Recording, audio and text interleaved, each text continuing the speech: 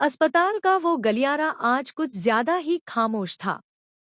मशीनों की धीमी आवाज, सफेद दीवारें और हर चेहरे पर चिंता साफ दिखाई दे रही थी। अनु ऑपरेशन थिएटर के अंदर जिंदगी और मौत के बीच जूझ रही थी, जबकि बाहर आर्या की हालत सबसे ज्यादा खराब थी।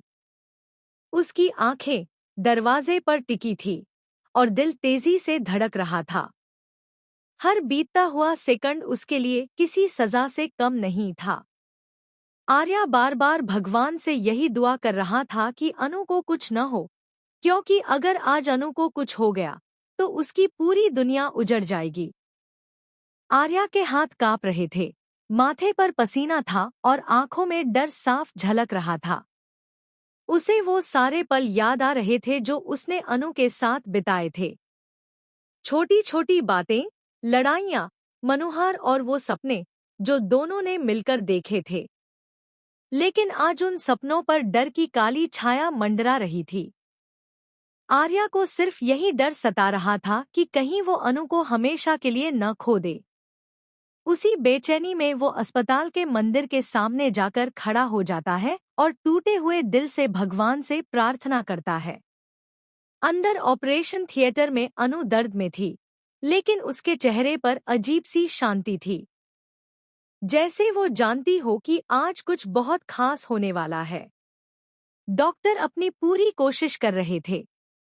माहौल गंभीर था, लेकिन तभी अचानक एक मासूम सी रोने की आवाज गूंजती है। वो आवाज सुनते ही पूरा कमरा बदल जाता है।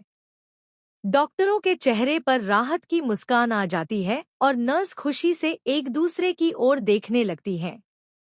कुछ ही देर बाद ऑपरेशन थिएटर का दरवाजा खुलता है। आर्या घबराकर खड़ा हो जाता है। डॉक्टर बाहर आते हैं और मुस्कुराते हुए कहते हैं, बधाई हो। माँ और बच्ची दोनों बिल्कुल ठीक हैं। ये शब्द सुनते ही आर्या की आंखों से आंसू बह निकलते हैं। वो यकीन ही नहीं कर पाता कि उसकी दुआ कबूल हो गई।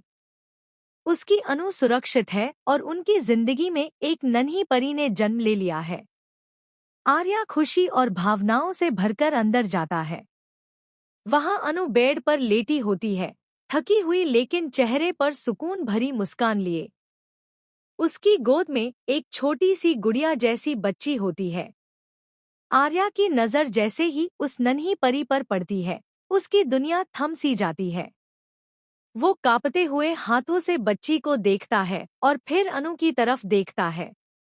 अनु की आंखों में आंसू होते हैं, लेकिन वो आंसू